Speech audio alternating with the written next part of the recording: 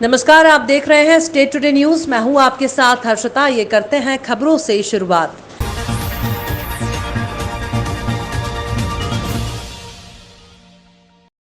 कटनी जिले के झीमरखेड़ा ब्लॉक अंतर्गत द्रश्रमन पंचायत में रहने वाली सुदामा चक्रवर्ती, जो एक ग्रामीण परिवेश की रहने वाली महिला है और आत्मरक्षा कवच के लिए नारियों को जो सशक्त बनाती हैं, वो है लड़ने और अपनी रक्षा करने का हुनर, जानने की कला, उसमें महारत हासिल है। कटनी कलेक्टर प्रियंक मिश्रा ने महिला बाल विकास विभाग जिला कार्यक्रम ने महिला दिवस पर जिले में अनेकों कार्यक्रम में सुदामा चक्रवर्ती के लिए कार्यक्रम आयोजित कराए और महिला बाल विकास विभाग अंतर्राष्ट्रीय महिला दिवस के अवसर पर महिलाओं के सम्मान में अनेक जगह कार्यक्रम आयोजित किए गए।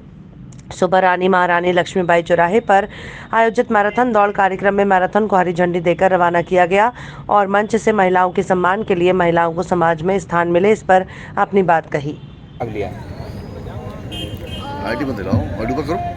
फर्स्ट कार्यक्रम था मेरा विश्व अंतर्राष्ट्रीय महिला दिवस, जिसमें मैं अभी सम्मानित भी हुई और लोगों को सम्मानित भी की। और मैं यही चाहती हूँ कि हमारी महिलाओं को बराबरी का दर्जा दिया जाए, उन्हें बराबरी का सम्मान दिया जाए। आज आपको प्रशासन ने एक दिन का कलेक्टर बनाया है, इसको लेकर के और आप क्या कहना चाहेंगे?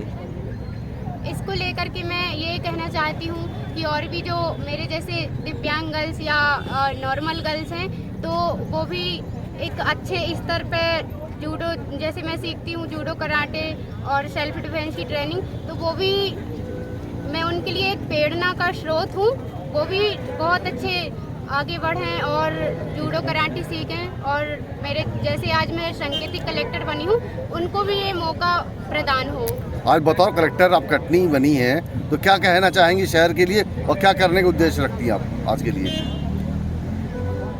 मैं आज के लिए आज एक दिन की सांकेतिक कलेक्टर बनी हूँ, तो मैं यही कहना चाहूँगी कि हमारे शहर का अच्छे से विकास हो, हमारे ब्लॉक का अच्छे से विकास हो और जैसे कि नगर निगम में साफ सफाई की व्यवस्थाएं के बारे में बताया गया है, तो हमारे विकास में, हमारे ज़िले में और हमारे ग्रामों में साफ सफाई अच्छे तरीके से रहना चाहिए।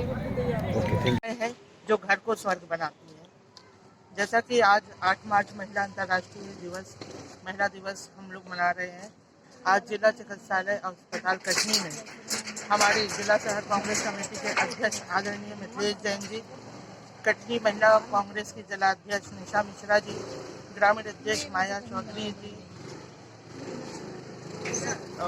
माया बहन, लता खरे, उषा दुबे, गगन तिवारी, आदरणीय गिरधारी लाल सुमरकार भैया, हम सभी जिला चिकित्सालय में फल वितरण का कार्यक्रम किया गया है और सभी मरीजों को जल्दी स्वस्थ होने की शुभकामनाएं देते हैं। अंतर्राष्ट्रीय महिला दिवस पे मैं सभी महिलाओं को कहना चाहती हूँ कि अपने समाज और आने वाले समय में कुछ करके दिखाने के लिए उन्हें प्रेरणा देती हूँ।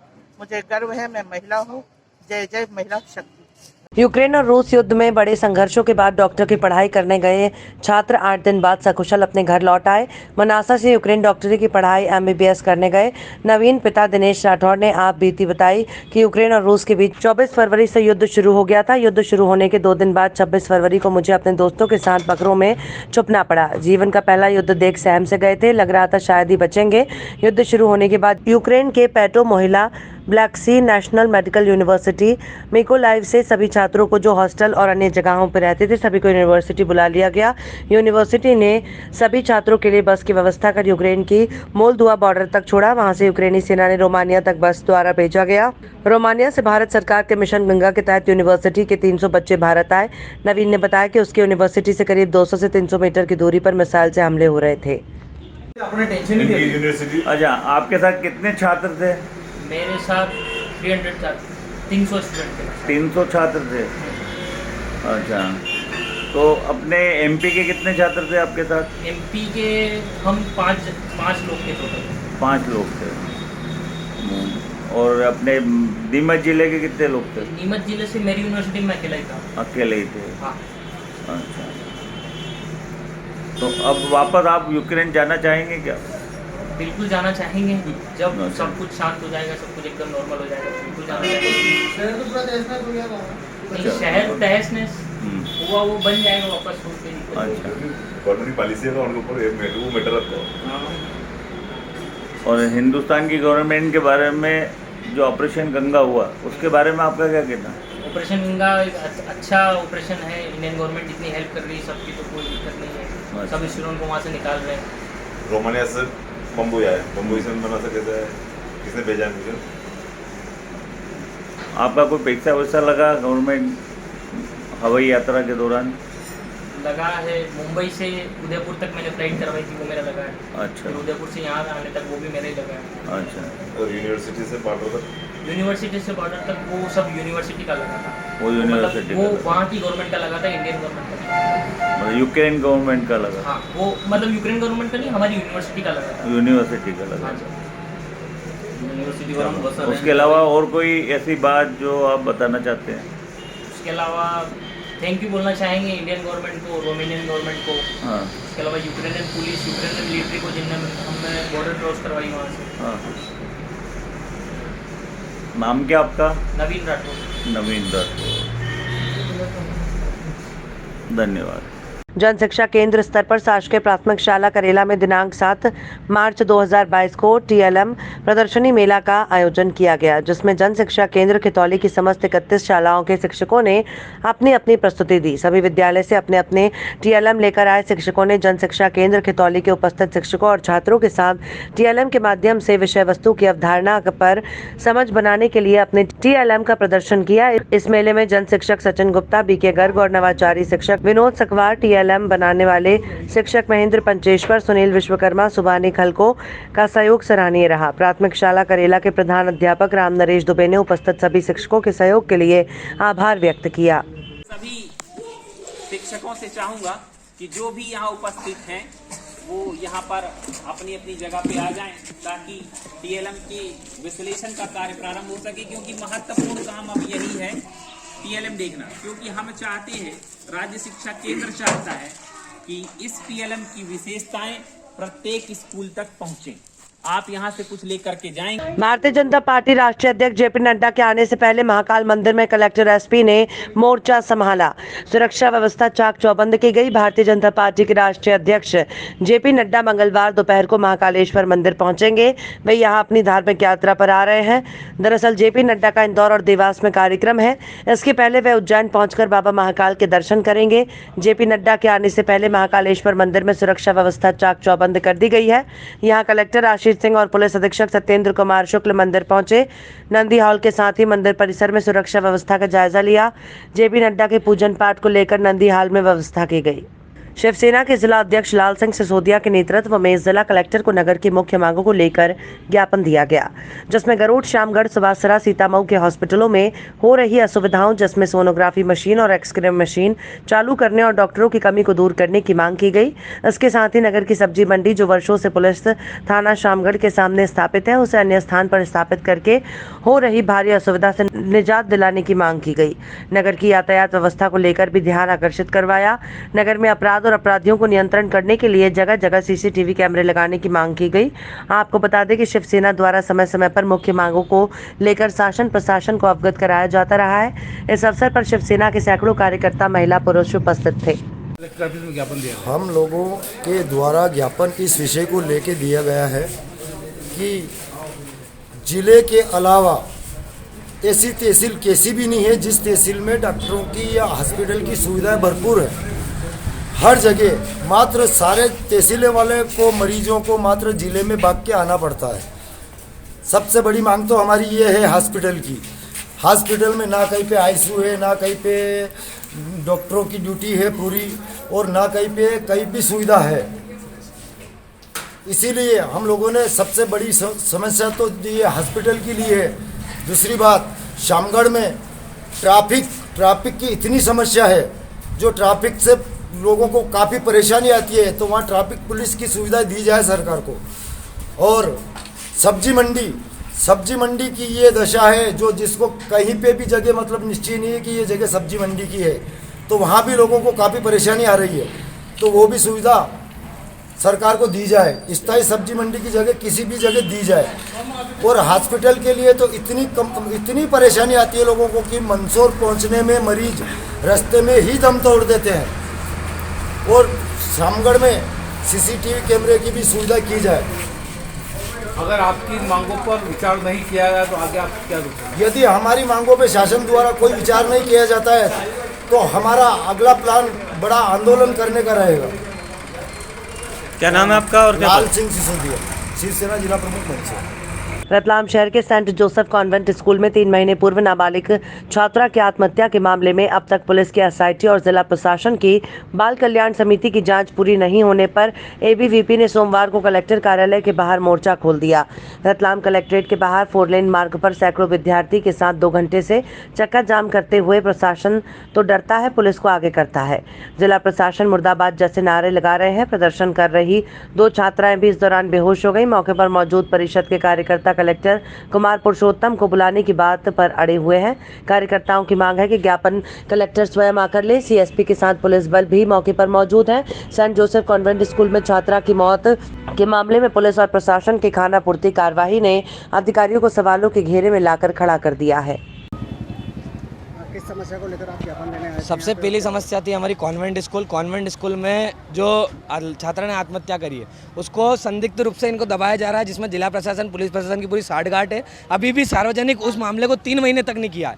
क्या है उस स्कूल के साथ इनकी साठगांठ ऐसी जो हर मामला दबाया जाता है। और कलेक्टर साहब भी आने को तैयार नहीं। जब छात्र शक्ति रोडों पे उतरी है और आज 100-200 की संख्या में विद्यार्थी परिषद के कार्यकर्ता जब आए हैं तो उनसे मिलने का समय आज कलेक्टर साहब को नहीं है। और तो और आज देखो ट्राइबल विभाग में तो वहाँ पे जो छात्रावास हैं उनके अंदर इतनी अश्लील वीडियो वायरल हो रही है। 2 हॉस्टलों की वीडियो वायरल है। जब 8 से 10 दिन पहले उनके संबंधित अधिकारी को बताया गया कि ऐसा मामला है भाई साहब, ऐसा समस्या है सर, तो आप इसमें करें, तो उस अधीक्षक को निलंबन करना था। बाकी अभी तक उस अधीक्षक को निलंबन नहीं करा और उससे और भी पैसे लेके उसकी साठगांठ करके उसको 3 हॉस्टलों के चार्ज दे रखे। तो क्या रवैया है जिला प्रशासन का? पूरा के पूरा जनजाति छात्रों की पढ़ाई को दबाने का काम जिला प्रशासन द्वारा किया जा रहा है। और हमारे ज्ञापन के बाद, हमारे ज्ञापन की सूचना के बाद कलेक्टर साहब ने शाम को 5:25 पे आदेश निकाला कि एसडीएम जाएंगे, हॉस्टलों को सर्वे करेंगे। तो एसडीएम क्या वहाँ के बेड देखेंगे, बच्चे देखेंगे? वहाँ के अधीक्षकों को देखो ना, उनकी क्या हाल हो रहे हैं। 9:30 बजे झंडा वंदन करते हैं, ऐसा अधीक्षक है यहाँ जिले भर में।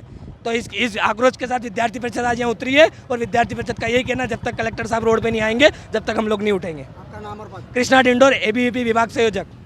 जावरा पहुंचे अल्पसंख्यक नवागत प्रदेश अध्यक्ष शेख अलीम का जावरा बाईपास होटल जोयो पर साफा बांधकर, शॉल उड़ाकर और मालाएं पहनाकर कांग्रेसियों ने जोरदार स्वागत किया। वहीं अल्पसंख्यक प्रदेश अध्यक्ष शेख अलीम ने मीडिया से बातचीत में बोला कि वर्तमान में जो देश की स्थिति चल रही है, चाहे केंद्र की सरकार हो या प्रदेश की सरकार हो, उसका ध्यान सिर्फ इस बात पर है कि इस देश में रहने वाले हिंदू, मुस्लिम, सिख, ईसाई को आपस में लड़ाएंगे। और ना तो महंगाई पर ध्यान है और ना ही किसानों की समस्या पर ध्यान है और ना ही बेरोजगारों पर ध्यान है और ना ही कोई अर्थव्यवस्था पर ध्यान है। अल्पसंख्यक विभाग ने निर्णय लिया है कि हम प्रदेश के हर जिले में जाएंगे जहां भारतीय जनता पार्टी के कार्यकर्ता और भारतीय जनता पार्टी के अलग अलग लोग हैं। आरएसएस और वीएचपी आप देख रहे हैं, उनका एक काम हो गया है कि किस तरह से हम किस प्रदेश में नफरत फैलाएं, और उनका काम है नफरत फैलाना। और हमारा अल्पसंख्यक विभाग का ये काम रहेगा कि हम अल्पसंख्यक और बहुसंख्यक भाइयों में जो आज़ादी के ज़माने में हिंदू, मुस्लिम, सिख, ईसाई ने मिलकर इस संदेश को आज़ाद कराया था, लोग एक साथ रहते थे, एक चौपाल में फैसले होते थे, छोटी मोटी कोई बात अगर हो जाती थी तो उसे बैठकर निपटा लेते थे। आजकल हम देख रहे हैं कि कोई छोटी सी बात होती है तो उसका कितना बड़ा बात करके एक मुहिम की तरह माहौल खराब करने में लग जाते हैं। एकमात्र काम है कि हिंदू मुस्लिम को कैसे आपस में बांटा जाए। आज किसान परेशान है, आज छात्र परेशान है, आज बेरोजगार परेशान है और भ्रष्टाचार चरम सीमा पे है। उस पर तो सरकार ध्यान नहीं दे रही है, ना योजनाएं ठीक से इम्प्लीमेंट हो रही है। उस पर हमारे कार्यकर्ताओं को लगाएंगे जो लोगों की मदद। कांग्रेस के अंदर ग्रुप बंदी चरम पर है, कोई कहता है किस ग्रुप का, कोई कहता है उस ग्रुप का। अभी आपने वर्तमान में भी ये स्थिति देखी होगी, इन पे चमक, हताशा, निराशा के भाव देखे जा रहे हैं, वो कब चमक आएगी सर? नहीं, कांग्रेस पार्टी का कार्यकर्ता पूरी तरह एकजुट है। आप अभी देख रहे हैं पूरे उत्साह के साथ हमारे साथ काम कर रहा है। और गुटबाजी तो राजनीति में हर व्यक्ति का अपना नेता होता है तो होती है, मगर कांग्रेस पार्टी के नाम पर सारे नेता एक हैं।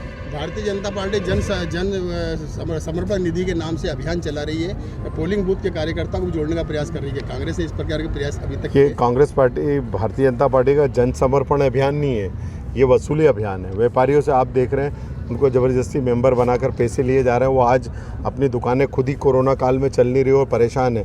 छात्र परेशान है, व्यक्ति परेशान, हर विभागों में इनके मेंबरशिप की डायरी जा रही है और लोगों से ज़बरदस्ती भरवाई जा रही है। ये बिल्कुल एक गलत तरीका है और ये समर्पण निधि के नाम पर एक वसूली अभियान चल रहा है। मजबूत करने का कोई प्रयास के नई नीति मजबूत करने का प्रयास है। हम ब्लॉक स्तर तक सब जगह जा रहे हैं और कांग्रेस के कार्यकर्ताओं को उत्साह दे रहे हैं और साथ में जो सरकार की योजनाओं पे ध्यान, हमारे घर घर चलो अभियान के माध्यम से हम कांग्रेस पार्टी के नए मेंबर बना रहे हैं पूरे प्रदेश में, और आने वाले 2023 में हमारी सरकार बनाएंगे। और कमलनाथ जी जो 15 महीने में उनके काम है वो लोगों को बता रहे हैं, और हमारे सरकार बनेगी और कमलनाथ जी मुख्यमंत्री बनेंगे। उत्तर प्रदेश का थोड़ा सा देखा जाए तो इमरान प्रतापगढ़ी उसी क्षेत्र के हैं जो राष्ट्रीय अध्यक्ष हैं। क्या कोई ऐसी सूचना मिल रही कांग्रेस कितनी सीटें लाएगी? कांग्रेस बहुत अच्छा है, कांग्रेस सरकार बनाने में बहुत बड़ा योगदान रहेगा। समाजवादी और कांग्रेस पार्टी ही वहाँ मैदान में है। भारतीय जनता पार्टी को लोगों ने नकार दिया। उन्होंने जिस हिसाब से जातिवाद के नाम पर और वसूली के नाम पर लोगों को परेशान किया था, आज लोग आप देखिए कि भारतीय जनता पार्टी के कई विधायकों को जनसंपर्क नहीं करने दिया जा रहा है गाँवों में। जबलपुर महानगर के होटल समदड़िया में जेएसई और जबलपुर सराफा एसोसिएशन के संयुक्त तत्वाधान में एक कार्यक्रम का आयोजन किया गया। इस आयोजित कार्यक्रम में समस्त सराफा व्यवसायी और सराफा कारोबारी उपस्थित रहे। जबलपुर सराफा एसोसिएशन के अध्यक्ष राजा सराफ और अनूप अग्रवाल ने बताया कि आज राष्ट्रीय टीम के सदस्य जबलपुर होटल समदड़िया में इस कार्यक्रम में अपना संबोधन देने पहुंचे और संबोधन के दौरान सराफा व्यापारियों को व्यापार के सफल संचालन और उसमें आने वाली समस्याएं और उनके निदान के लिए अपनी बात मंच पर रखने आए हैं। राजा सर्राफ ने बताया कि जबलपुर जिले के समस्त सर्राफा एसोसिएशन और व्यापारी और पदाधिकारी इस कार्यक्रम में उपस्थित हैं और आए हुए राष्ट्रीय टीम के सभी अतिथियों का उद्बोधन सुनकर अपने व्यापार में आ रही समस्याओं को जानने के लिए उपस्थित हैं। कार्यक्रम में राष्ट्रीय टीम के सभी सदस्यों सहित जबलपुर सर्राफा एसोसिएशन के अध्यक्ष राजा सर्राफ और महामंत्री अनूप अग्रवाल सहित सभी लोग उपस्थित रहे। सराफा एसोसिएशन जबलपुर और जीजीसी के संयुक्त नेतृत्व में जबलपुर ने संपूर्ण महाकौशल के सराफा व्यापारियों के लिए लाभम का कार्यक्रम आज होटल समदड़िया में आयोजित किया गया है। लाभम कार्यक्रम ज्वेलरी ट्रेड की हर समस्या समाधान और हम अपने व्यापार को कैसे विकसित करें, कैसे बढ़ाएं और ब्रांडेड से कैसे मुकाबला करें, इन सारी समस्याओं और उनका समाधान के लिए आज राष्ट्रीय टीम जबलपुर पधारी है।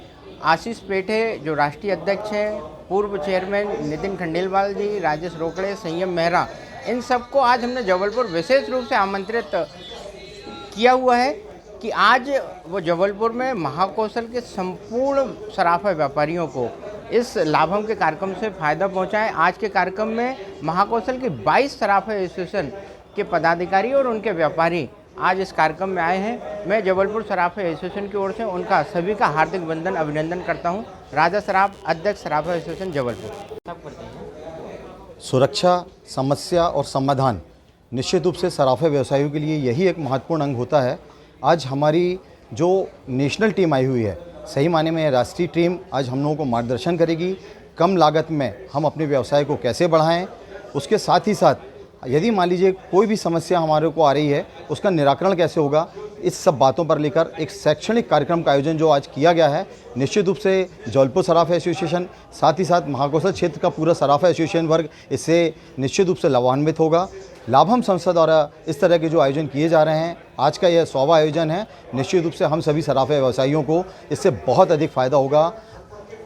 अनूप अग्रवाल, मंत्री सराफा एसोसिएशन जबलपुर। जबलपुर महानगर के रानीताल स्थित भारतीय जनता पार्टी के नगर कार्यालय में अंतर्राष्ट्रीय महिला दिवस के उपलक्ष्य में भारतीय जनता पार्टी महिला मोर्चा के द्वारा एक कार्यक्रम आयोजित किया गया। इस आयोजित कार्यक्रम का शुभारंभ दीप प्रज्वलित से हुआ। कार्यक्रम में जबलपुर जिले के सांसद राकेश सिंह, प्रसिद्ध संत ज्ञानेश्वरी दीदी, पूर्व सांसद जबलपुर जय श्री बनर्जी सहित बड़ी संख्या में भारतीय जनता पार्टी महिला मोर्चा की पदाधिकारी उपस्थित रहीं।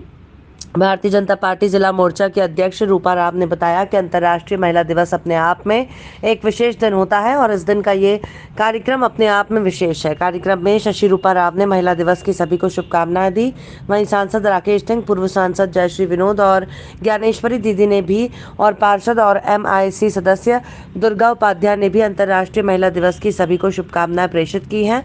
कार्यक्रम में महिलाओं को जीवन उपयोगी आवश्यक सामग्री का वितरण भी किया गया और महिलाओं का सम्मान भी किया गया। आज अंतर्राष्ट्रीय महिला दिवस के उपलक्ष्य पर मैं सभी बहनों को ढेर सारी महिला दिवस की शुभकामनाएं देना चाहती हूं और महिला दिवस के उपलक्ष्य पे आज एक वृहद कार्यक्रम हमने रखा है, क्योंकि ये मेरा पहला कार्यक्रम था अध्यक्ष बनने के बाद। इसमें मुझे मेरे सारे वरिष्ठ जनों का आशीर्वाद मिला। ये मेरे लिए बहुत सौभाग्य की बात है कि इस कार्यक्रम में शहर के शायद ही कोई ऐसे वरिष्ठ थे जो ना आए हों, सभी आए और सब ने मुझे आशीर्वाद दिया। आज का दिन धन्य हो गया मेरे लिए कि आज का दिन महिला दिवस है और अंतर्राष्ट्रीय महिला दिवस की मैं सभी देशवासियों को, सभी बहनों को शुभकामनाएं देती हूँ। धन्यवाद। रूपा राव, नगर अध्यक्ष महिला मोर्चा।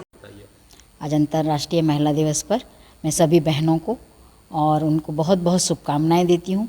आज का जो युग है महिला शक्ति का ही युग है। किसी भी क्षेत्र में ऐसा कोई क्षेत्र नहीं, चाहे ड्राइवर का क्षेत्र हो, चाहे फ्लाइट हो, चाहे रिक्शा चलाने का काम हो, चाहे ई रिक्शा चलाने का काम हो, सारी काम, पूरे काम महिलाएं कर रही हैं। अपने घर परिवार को संभाल रही हैं, बच्चों को संभाल रही हैं, उनकी शिक्षा दीक्षा को संभाल रही हैं, बच्चों को संस्कार भी दे रही हैं और देश के प्रति भी समर्पित हैं और अपनी जिम्मेदारी और कर्तव्य निष्ठा के प्रति भी समर्पित हैं। यदि अपन आज देखें तो महिलाएं हर क्षेत्र में आगे बढ़ रही हैं, चाहे वो वैज्ञानिक का क्षेत्र हो, चाहे वो फ्लाइट का क्षेत्र हो, चाहे युद्ध का क्षेत्र हो, हर जगह, चाहे वो 10वीं 12वीं बोर्ड की परीक्षा हो, यानी किसी भी क्षेत्र को देख लिया जाए तो महिलाएं अपना नाम उच्चतम शिखर पर है। बल्कि मैं तो ये कहूँगी कि महिलाओं को ऊपर वाले ने अतिरिक्त शक्ति दी है और उस अतिरिक्त शक्ति के तहत जो 10 प्रहरणी हम माँ भारत माता को लिए कहते हैं, 10 हाथों से सारे कार्यों का। एक तरफ तो मध्य प्रदेश सरकार किसानों के हित के तरह तरह की योजनाएं लागू कर रही है, वहीं किसानों के खून पसीने से उपजी फसलों का शोषण व्यापारियों की दबंगाई और मोनोपोली से किया जा रहा है।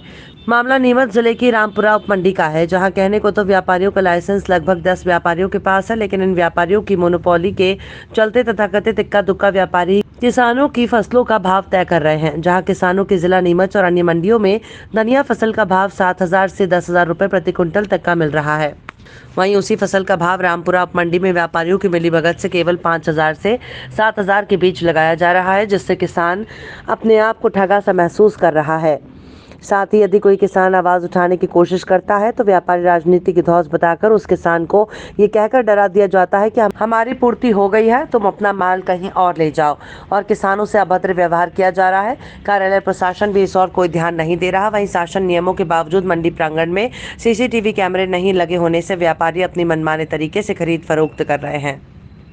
कहाँ से आए आप? भगोरी से। भगोरी से। तो क्या भाव बिक रहा है यहाँ पे धनिया आपका? 6,000 बोलो। 6,000 5,000 से 6,000 के बीच में बिक रहा है। तो यहाँ आपका भाव कम क्यों आ रहा है? यहाँ 2 व्यापारियों की मोनोपोली की वजह से ये व्यापारी लड़ रहे हैं, में लड़ रहे हैं व्यापारी। अच्छा, आपका क्या नाम है? मुकेश। आप कहाँ से आए? दाता से। दाता से। तो यहाँ क्या दिक्कत आ रही है आपको मंडी में? 5,000 से स्टार्ट किया इन्होंने। अच्छा, धनिया की बोली। अच्छा, और 6,000 पे रुक दिए इन्होंने। अच्छा अच्छा, वापस ले जा रहे हैं हम। वो बनिया अंदर में लड़ रहे हैं, उसका वीडियो बना रखा है हमने पूरा। अच्छा, वो तो बोल रहा है तू आजा, मैं ले लूंगा, मेरी पूर्ति होगी, मैं नहीं लूंगा। मन मर्जी के भाव लगा रहे। मतलब यहाँ के व्यापारियों की मोनोपोली चल रही है और ये उनका फुल मोनोपोली चल रही है। ठीक है सर, धन्यवाद। कहाँ से आए भैया आप? दाता से आए। दाता से। क्या भाव बिका आपका धनिया? ये 6.5 का बिका धनिया और शुक्रवार के दिन ये 9,100 का गए थे इसमें का धनिया। यही ढेर। और इसी एक ही खेत का लेके आया था मैं, और आधा तो शुक्रवार के दिन लेके आया था और आधा ये आज लेके आया हूँ। मनमानी कर रहे हैं और ये बढ़िया लोग सब मनमानी कर रहे हैं। और कहने का मतलब ये है कि हम बोलते तो ये कहते हैं कि भाई नहीं देना हो तो आप ट्रैक्टर भर के ले जा सकते हैं। ये वीडियो भी नहीं बनाने दे रहे। वीडियो नहीं बनाने दे रहे। स्टार्ट में डेयर में वीडियो बनाया था। ये वीडियो बनाया, वीडियो भी नहीं बनाने दे रहे बाबा। ये बिल्कुल मेरे को, मैंने मोबाइल फेंका, फिर वीडियो बनाने की मना किया। ये वाला ही धनिया 8 का गया था। इसकी स्थिति क्या है? 6,000 और मुँह बेच के गया भाई। इसी खेत का आधा धनिया लेके आया था शुक्रवार के दिन, तो 9,100 का गया था। और ये बनिया का लाइसेंस कैंसिल करो। और ये चोर बनिया है, इनको इधर से भगाओ बाहर। 5,000 से ऊपर बोली लगा रहे। जो खराब माल हो उनका ज्यादा भाव लगा रहे, जो अच्छा माल हो, जो उनको चाहिए पाला वाला माल। खबरों में फिलहाल इतना ही। और भी खबरों के अपडेट्स के लिए आप देखते रहिए स्टेट टुडे न्यूज़।